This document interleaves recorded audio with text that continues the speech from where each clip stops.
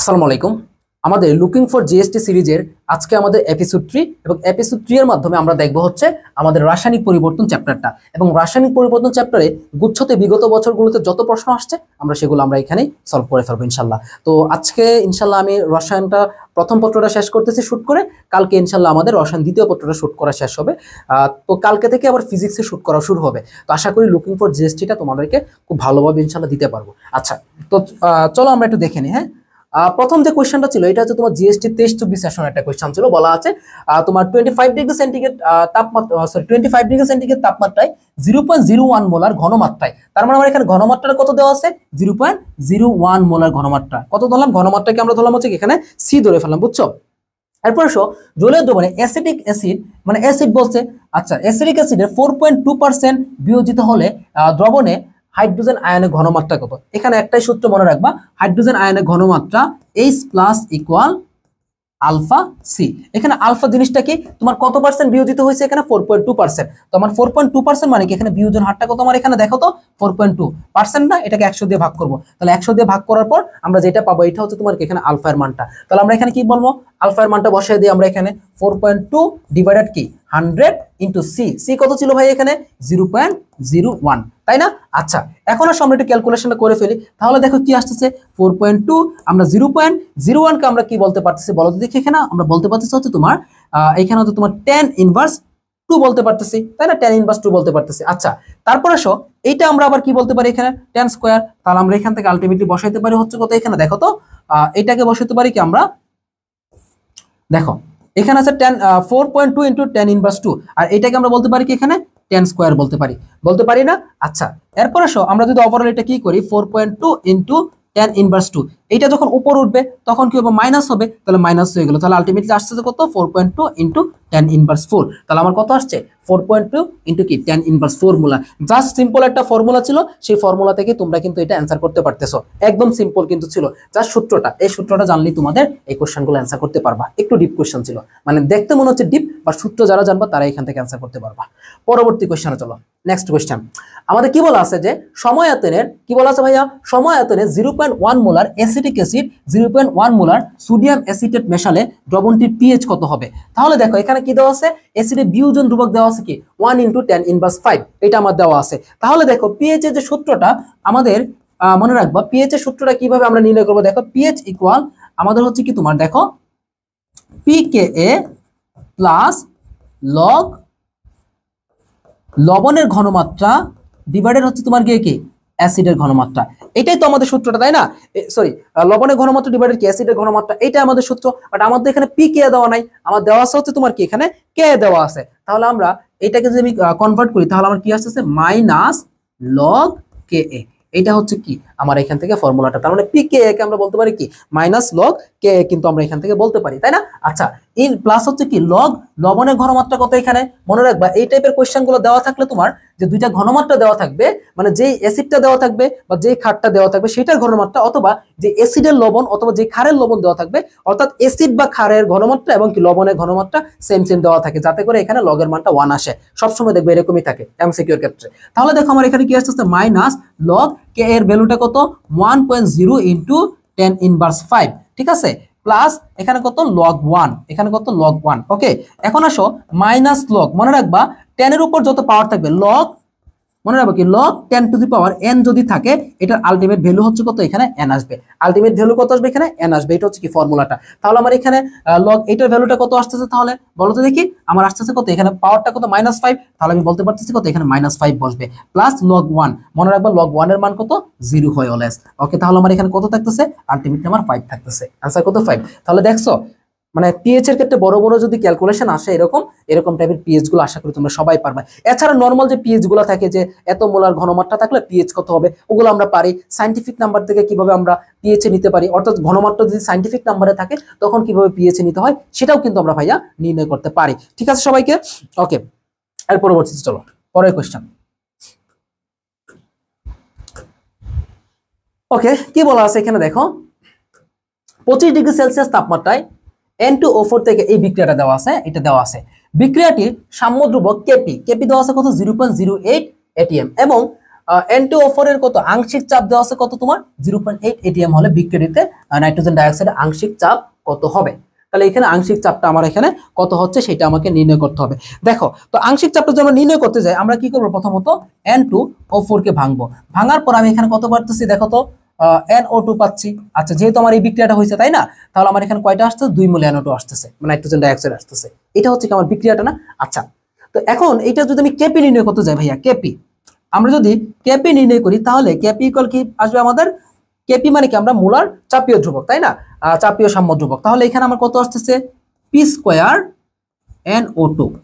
যেহেতু এটা P square কেন হয়েছে, কারণ এটার সামনে কি আছে 2 আছে, তাহলে এখানে কত হবে পি N2O4 আসবে। সো আমাদেরকে কি বলছে, কার আংশিক চাপ বের করতে বলছে, NO2 এর আংশিক চাপ বের করতে বলছে। তাহলে আমরা P square NO2 equal KP into P N2O4 দিলাম। ওকে তাহলে আমি কি করব, পি NO2 এটা মানে কি এটার আংশিক চাপ ইকুয়াল আমাদের কি আসতেছে তাহলে √/, কেপি ইন্টু পি N2O4। চলো আমরা একটু ভ্যালুগুলো বসায় দিই, তাহলে আমাদের নির্ণয় হয়ে যাচ্ছে। এখন আসো আমার কেপি এর ভ্যালুটা কত দেওয়া আছে এখানে 0.08 atm তাই না, তাহলে আমার কেপি এর ভ্যালু দেওয়া আছে কত 0.008 atm। ওকে তারপরে এখানে N2O4 এর আংশিক চাপ কত দেওয়া আছে 0.8 দেওয়া আছে তাই না। এখন আসো আমরা যদি এটা ক্যালকুলেশন করি 8 8 এ কত 64, তাহলে 8 8 এ কত হবে 64। ওকে তার আগে আমরা এটাকে আরো সুন্দর করে ক্যালকুলেশন করতে পারি। দেখো এইটা দশমিকের কত ঘর পরে এটা আছে 1 ঘর 2 ঘর 3 ঘর তাই না, 3 ঘর পর না, তাহলে আমি এটাকে বলতে পারি হচ্ছে তোমার এখানে 8 × 10⁻3। আমি এটাকে একটু উপরে ক্যালকুলেশনটা করি, বুঝছো, এটাকে একটু আমরা উপরে ক্যালকুলেশনটা করি, এইটুকু আশা করি তোমরা সবাই পারবা। এখন উপরে যদি ক্যালকুলেশনটা করি তাহলে দেখো আমার কি আসতেছে 0.008 × 0.8।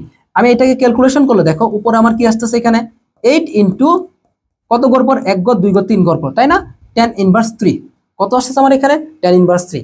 অপর দিকে এখানে কত আসবে 8 × 10⁻1। তাহলে আমার দেখো এখানে কি আসতেছে আমার 8 8 এ 64 ইন্টু 10⁻3 10⁻1 দুইটাকে যোগ করলে কত আসবে আমার 10⁻4 আসবে। এখন আসো আমরা যদি 64 কে রুট করি, কি করে আমরা 64 কে রুট করি তাহলে কত বলো 8 8 এ 64 তাই না, আমার এখানে আসতেছে কত তাহলে এখানে 8 আর ওইখানে যদি আমি করি তাহলে কত আসতেছে 10⁻4/2। কারণ √2 মানে কি জানো, √2 কে যখন আমরা পাওয়ারে নিব তখন হচ্ছে এটা হাফ হয়ে যায়। তাহলে আমার কত থাকতেছে 8 × 10⁻2 কি থাকতেছে আমার 8 × 10⁻2 atm, 8 × 10⁻2 atm। আশা করি তোমরা ক্যালকুলেশনটা ভালো করে বুঝতে পারছো, সবাই আশা করি ক্যালকুলেশনটা এখান থেকে ভালো করে বুঝতে পারছো। আচ্ছা পাকস্থলী পাচক কোষে পিএইচ দেওয়া আছে কত ভাইয়া 4.74 হলে H+ আয়নের ঘনমাত্রাটা কত হবে, পিএইচ দেওয়া আছে তোমার 4.74, এখন তোমার H+ আয়নের ঘনমাত্রা কত হবে। এখন এই টাইপের কোশ্চেনগুলো তুমি যখন মনে রাখবা পিএইচ থেকে যখন তুমি কোথায় যাবা ঘনমাত্রায় যাবা, তখন আসলে তুমি কিভাবে নির্ণয় করবা পিএইচ থেকে ঘনমাত্রা। আমি একটু তোমাকে ট্রিক্সটা শিখিয়ে দিচ্ছি। দেখো তো প্রথমত তোমাকে যে পিএইচটা দেওয়া থাকবে সেটাকে তুমি কি করবা, যত দেওয়া থাকবে তার উপরের পূর্ণ সংখ্যা, তাহলে 4.74 এর উপরে পূর্ণ সংখ্যা হচ্ছে কত ভাইয়া এখানে 5। আচ্ছা আমি যেখানে 5টা বানাইলাম আমি কত বাড়াইলাম -0.26, বুঝছো, তার মানে এইটা ইকুয়াল কি এটা হচ্ছে না। ওকে আচ্ছা ধরলাম, এখন 5 মাইনাস আমরা যদি এটাকে ধরি 0.3, সমস্যা আছে, সমস্যা নেই, কাছাকাছি ভ্যালু, আমাদের ক্যালকুলেশনের ক্ষেত্রে এই জিনিসগুলো আমরা করতে হয়। আচ্ছা তাহলে মনে রাখবা আমরা যখন কোনো একটা সাইন্টিফিক নাম্বার থেকে ধরো আমরা যদি এখানে হয় 2.2 × 10⁻3 মোলার HCl কে পিএইচ নিয়ে যাও, পিএইচ নিয়ে যাও। তো আমাকে যখন কোন একটা ঘনমাত্রা থেকে বলে পিএইচ নিয়ে যাও তখন আমি কোন ফর্মুলাটি ইউজ করি, তখন আমি যে ফর্মুলাটি ইউজ করি সেটা হচ্ছে পাওয়ার মাইনাস লগ সামনের সংখ্যা। এটা হচ্ছে কি আমার পিএইচ এর সূত্রটা, অর্থাৎ এটা হচ্ছে কি আমার শর্টকাটটা। তাহলে দেখো আমার এখানে কি হয় পাওয়ার কত 3 মাইনাস লগ 2, তো এখানে যে ভ্যালুটা আসবে সেটা হচ্ছে কি আমার পিএইচ। তাহলে এটা হচ্ছে কি যখন আমাকে সাইন্টিফিক নাম্বারে আমার ঘনমাত্রা দেওয়া থাকে তার পরবর্তীতে আমাকে এটা কি করতে পিএইচ নিয়ে যেতে হয়। সিমিলারলি আমাকে যখন পিএইচটা দেওয়া থাকবে তো পিএইচ থেকে যখন বলবে আমাকে ঘনমাত্রা নিয়ে যাও তখন আমাকে এইটা ঠিক উল্টা কাজটা করতে হবে, বুঝাইতে পারলাম। তাহলে দেখো এখানে লগ, এখানে লগের মানটা বসালাম, তাহলে 0.3, লগ কত এর মান 0.3 এটা তোমাকে জানতে হবে। চলো আমরা একটু দেখে ফেলি লগ কত এর মান 0.3। দেখো লগ 1 মানে 0, লগ 2 হচ্ছে কত মনে রাখবো 0.3, তারপর লগ 3 মানে কত 3 থেকে শুরু করে যতগুলো লগের মান পাবা 6 পর্যন্ত সবগুলোর সাথে কি করবা দশমিকের পর 2 যোগ করবা, তাহলে লগ 3 মানে কত 0.5, লগ 4 মানে কত 0.6, লগ 5 মানে কত 0.7। বুঝাইতে পারলাম?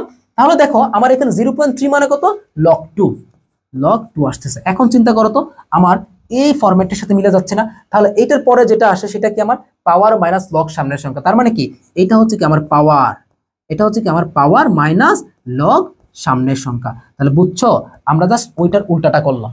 এখন আমার সামনের সংখ্যা কত 2 into 10 inverse 5, 2 into 10 inverse 5, 2 into 10 inverse 5 এর কাছাকাছি কোনটা আছে? এই জিনিসটা আছে এর কাছাকাছি, এই জিনিসটা হচ্ছে এর কাছাকাছি। তাহলে আমরা মনে রাখবো, আমি আবারও বলতেছি, যখন তোমাকে সাইন্টিফিক নাম্বারে কোনো একটা ঘনমাত্রা দেওয়া থাকবে, তুমি ঘনমাত্রা থেকে কিভাবে পিএইচে যাও, পাওয়ার মাইনাস লগ সামনের সংখ্যা। তো এটা হচ্ছে কি পিএইচে যাওয়ার ধরনটা। আবার তোমাকে যখন কোনো একটা পিএইচ দেওয়া থাকবে এখন, এবং যখন বলবে তোমাকে এটার ঘনমাত্রা নির্ণয় করো, মানে পিএইচ থেকে ঘনমাত্রা, তখন তুমি ঠিক এটা উল্টাটা আসবা। তো এখানে দেখালাম পিএইচ নির্ণয়টা, আর এখানে দেখালাম কি উল্টাটা, যেটা আমাদের কাছে চাইছিল। আশা করি বুঝতে পারছো। আবারও বুঝাই, যত দেওয়া থাকবে সেটাকে তুমি প্রথমত এর পরবর্তী পূর্ণ সংখ্যা ধরবা, ধরলাম মাইনাস কত বিয়োগ করবা, এখানে আমার যত বাড়াইছিলাম মাইনাস 0.26, তার মানে এটা করলে কি আমার এটা আসতেছে না? ওকে আসতেছে।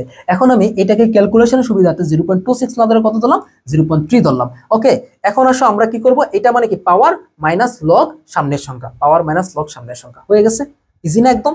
শুধুমাত্র শর্টকাটটা এখানে যদি জানো তাহলে হয়ে যাবে। এটা 23-24 এর কোশ্চেন ছিল।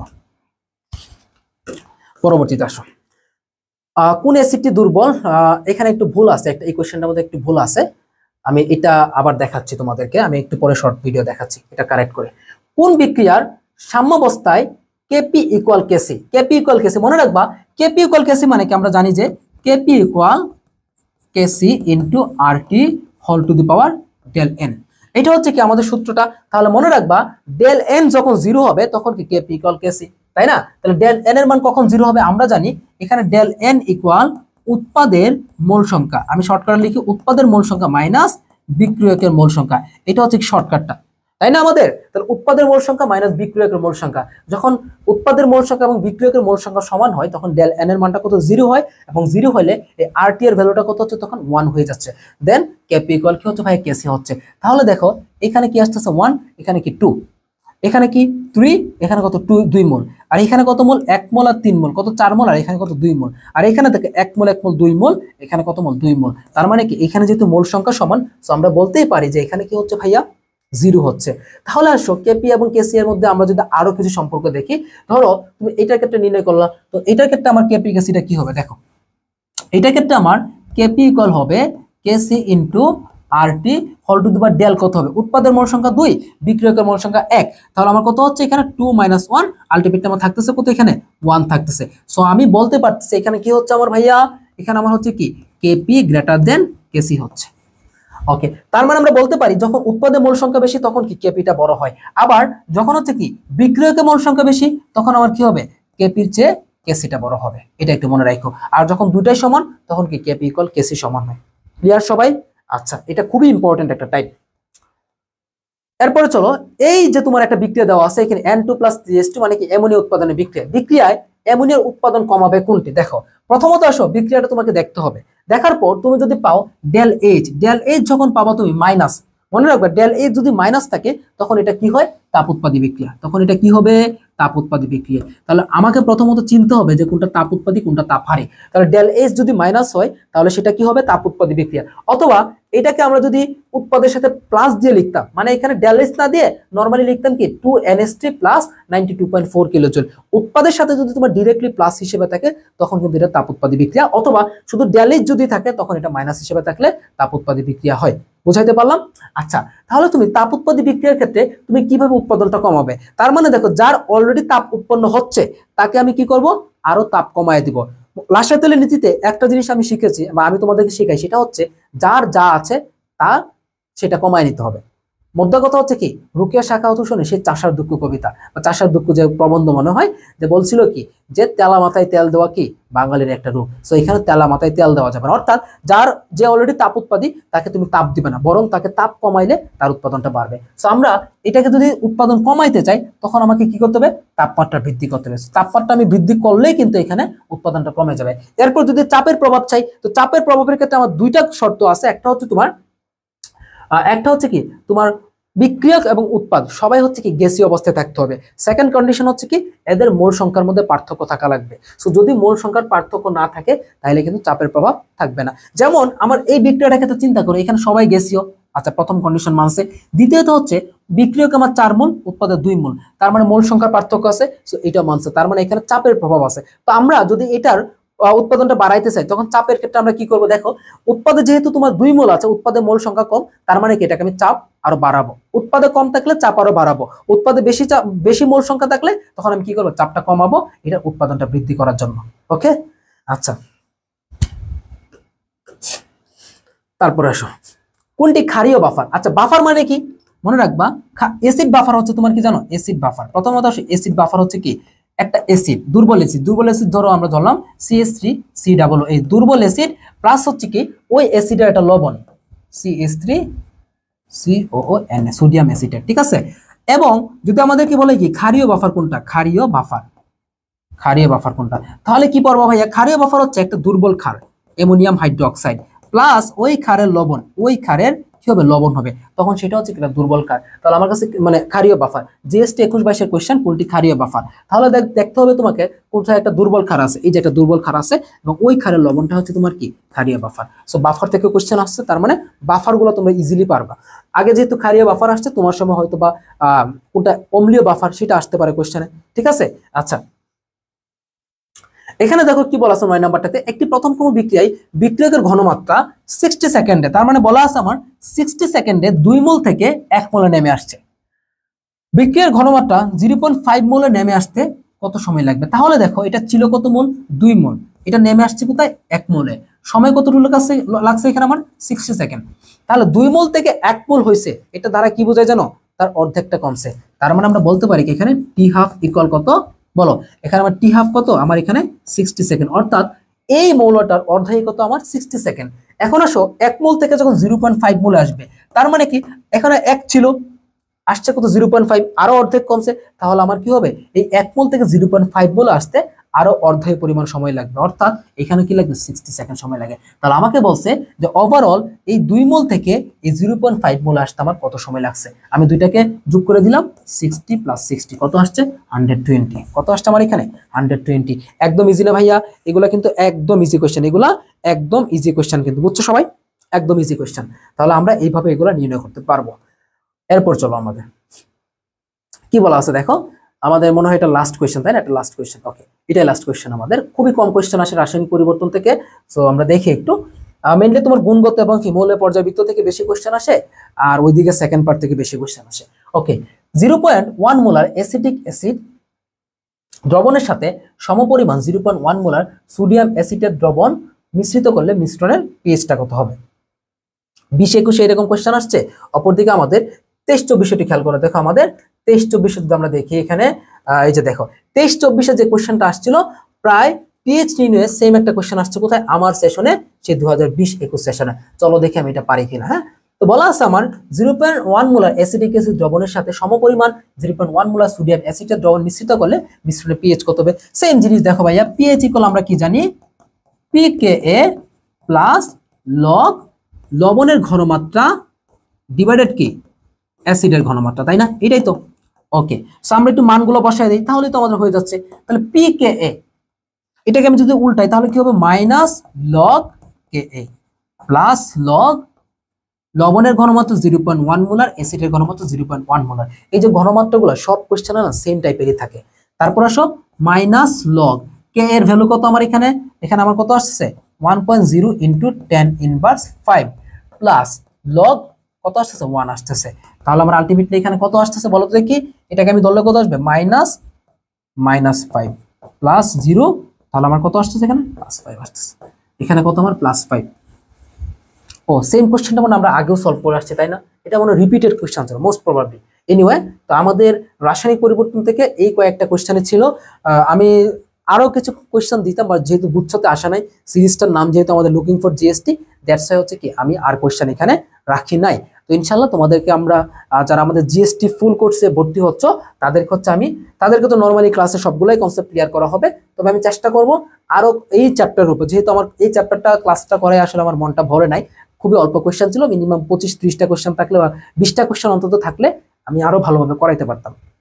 সো যারা এখনো আমাদের জিএসটি পূর্ণাঙ্গ কোর্স যেটা আছে আমাদের রিস্টার্ট 2.1 এনরোল করে নাই, তারা মাত্র 599 টাকায় এই ফুল কোর্সটাতে এনরোল করতে পারো। অথবা যারা শুধুমাত্র এক্সাম দিতে চাও তারা কিন্তু 299 টাকা আমাদের শুধুমাত্র গুচ্ছ এক্সাম ব্যাচে এনরোল করতে পারো। সো ইনশাল্লাহ আমাদের সাথে তোমাদের একটা ভালো প্রিপারেশন নিতে চাইলে বা একটা ভালো প্রিপারেশন ইনশাল্লাহ হবে এই রিস্টার্ট 2.1 ব্যাচটাতে।